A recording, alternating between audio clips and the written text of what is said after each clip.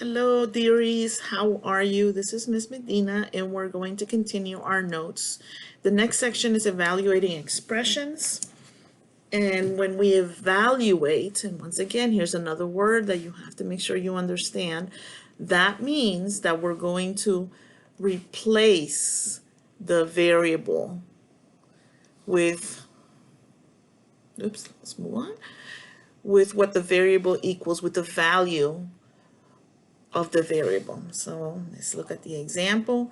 We want to evaluate 4x minus 5 when x equals 6. And so that means that wherever you see the x, we need to plug in a 6. So this becomes 4. We usually wrap this in parentheses, minus 5. All right, and 4 times 6 is 24. 24 minus 5 is going to give us 19. Another way that people will do this is somebody they'll just go, oh, 4 times 6 minus 5. And they're not scared of this, and this is just 24 minus 5, and that just gives them 19. I tend to use parentheses when I'm evaluating just to kind of show where I'm putting in the variable.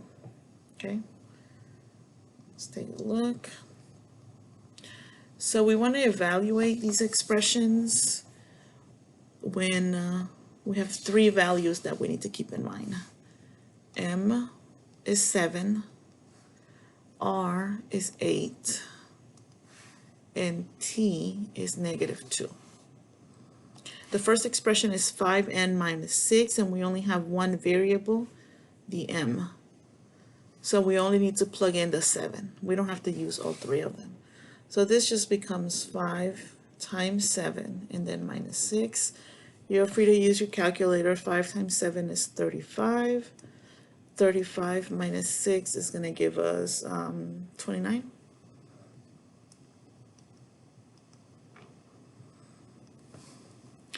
All right, looking at B. B says R over T. Yes, there are numbers. There are ones. They're understood. Let me see. We have an R. R is green. So we're going to plug in the 8 in the R. And T is pink. So we'll put the negative 2 over here. Y'all ready? So this becomes 8 over negative 2. And 8 over negative 2 is just negative 4.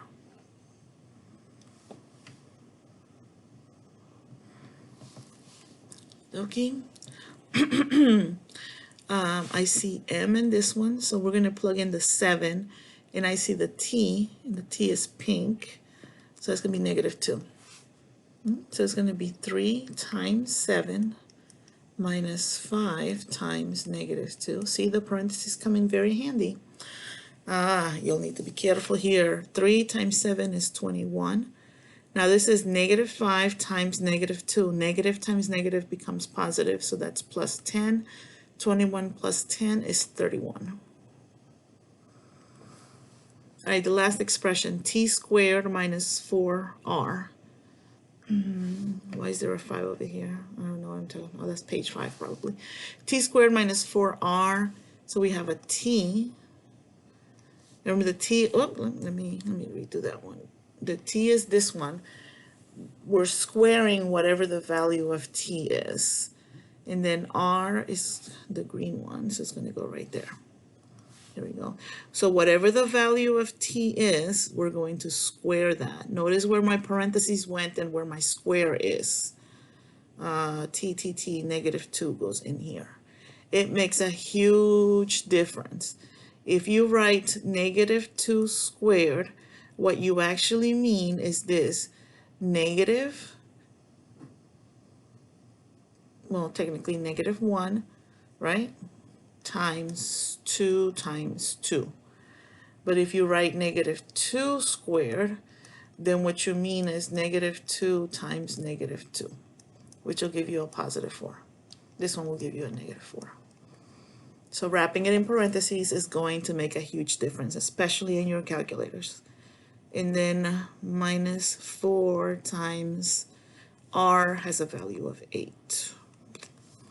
All right, so -2 squared, we just said right here, -2 times -2 gives us a +4. And 4 times 8 was that 32? 4 minus 32, so what's that, -28?